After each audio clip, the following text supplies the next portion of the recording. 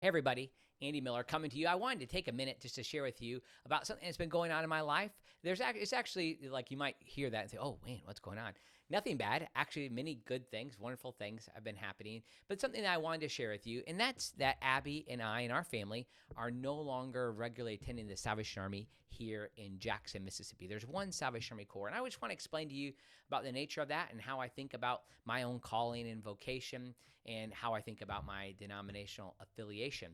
I am a salvationist through and through. I'm a sixth generation salvationist.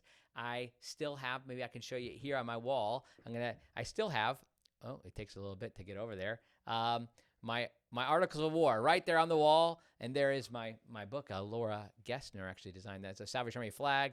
And if you keep going around, you see a portrait of William Booth. You would find there's a bust of John Wesley. Coming back to me, all my Salvation Army books, a whole section there is my Salvation Army books, and I'm sorry, getting the camera to come all the way around, and a host of other things that connect me to Salvation Army. Not just the fact that generations, like my grandfather's great-grandfather, came to the Salvation Army. So I consider myself salvation. I still have the fact that I'm a soldier on my wall, but we have decided not to attend the local Jackson Corps. Not out of nothing to do with the kind of some of the moves that I've described within kind of some liberal directions that I've seen occasionally. Like that's not it. Like I still totally affirm the Salvation Army is upholding the integrity of the 11 articles of faith, and I've seen even more signs of that lately. But it's more of just a local situation. So a kind of firm conviction I have is that the church and the Salvation Army, for that matter, even more particularly the Salvation Army, is always local. Like there's a great connection between the worldwide army, the territorial expressions of the Salvation Army, and then even the divisional expressions of the Salvation Army. But none of those things exist if there isn't a local unit. And the local unit's what's most important. And that's where we have decided that for our family, we're not able to make that our church home on a weekly basis.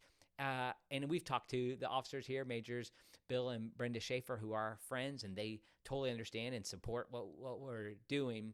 It just got to a place where it's not going to be a disciple-making environment, a disciple-nurturing environment outside of our home in the life of the context of a church, where there's more probably of an emphasis on some other programs that lend themselves away from serving youth very well right now. Now, some of you will say, well, here's what you should do, Andy. You should just get involved and do it. And certainly that's an option that we've considered and worked through.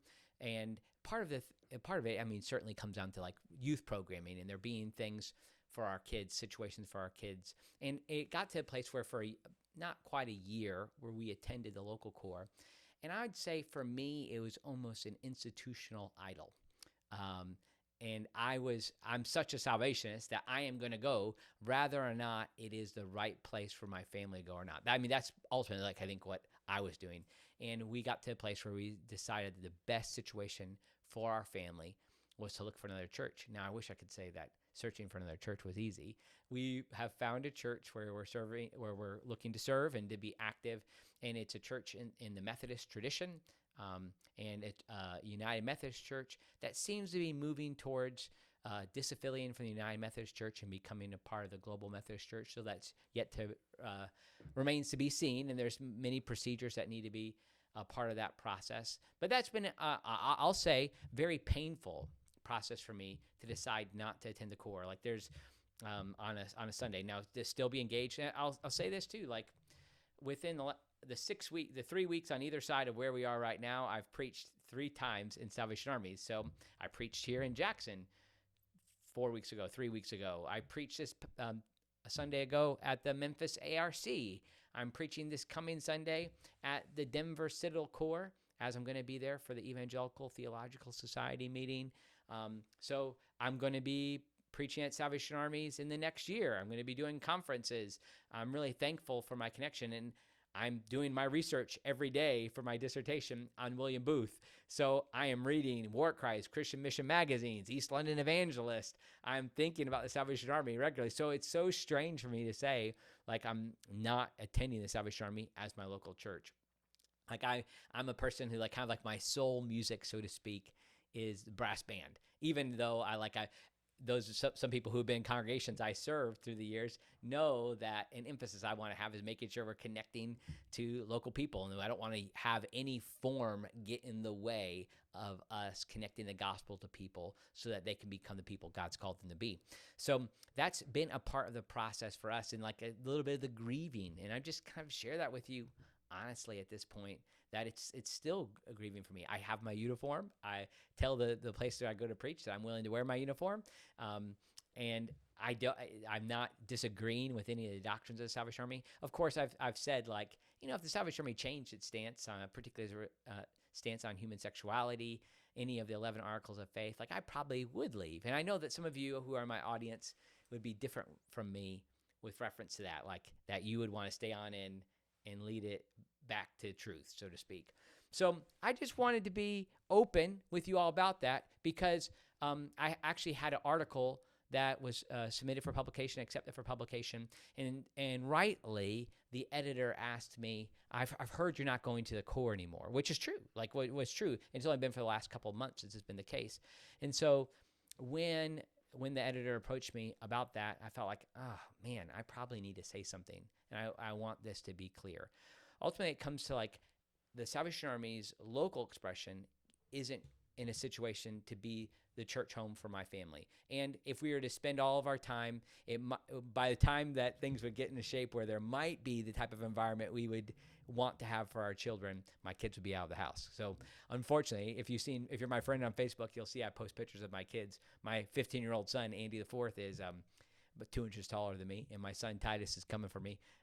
He'll be past me soon, and my kids are just getting older quickly. And I realized that, like, starting from the ground up as a local person, as a, like, kind of a lay member of the church, a youth ministry isn't going to be a way that will serve them well. But we do still look forward as a family going to serve at the shelter, to serve as best we can in the mission of Salvation. Like, my kids are junior soldiers. Andy's a senior soldier. My wife's a senior soldier. Like, we served, those of you who know, and some of you who are, from my audience who aren't from the Salvation Army tradition, this sounds kind of probably strange to you. And this is connected to I would say sometimes the confused ecclesiology that the Salvation Army can have. And I mean that with all love, because there's a way that ecclesiology has set it up and to be in 150 plus countries around the world. So there's a lot to love about it. But you need to know that that I'm no longer an active soldier at my local corps. I still may speak about Salvation Army matters because I care about it. I still consider myself to be a part of the Salvation Army, but I recognize that will mute in some corners my ability to speak into matters related to the Salvation Army. And that's just a part of the hard decision that I had to make in this process. It doesn't come without a lot of prayer and tears. When we left Salvation Army officership, Abby and I wrote a letter together indicating that it was our intention to be soldiers of the Jackson Corps, and that's what we wanted to do. And so we gave that a try, but God has led us otherwise to serve at this current church and to serve other churches. One unique thing has been, too, is that I did not anticipate the preaching opportunities that would come to me outside of being a local church pastor through the Salvation Army. So I've had a lot of outside preaching opportunities outside of the Salvation Army and outside of my local church. So that's a way that God's using the influence and the gifts that he's given me for the kingdom. So you can join me in prayer. If you have any questions, I'd be glad to talk with you about it. But just know that this is a heavy time for us, something that we've worked through, but also something that for my audience, I wanted you to hear from me that we are no longer attending a local corps, at the same time that we, how I'm thinking about my membership of a local church. And so we'll find a church that, as best it can, fits in with the same theology that we've supported, and also is one that will, in a disciple-making component, be there for our kids and be an opportunity for them to grow. And also, it's an opportunity, my last point, it's an opportunity for me to demonstrate to my children that they're not going to just go to the Salvation Army because that's what we do. Instead, we're going to go to a place that is where God is leading us to be edified, to serve, and to be connected to in the mission that God has for the world. So that's a little bit from us. If you have any other questions, feel free to check in with me. I'm glad to talk with you about these things. God bless you all.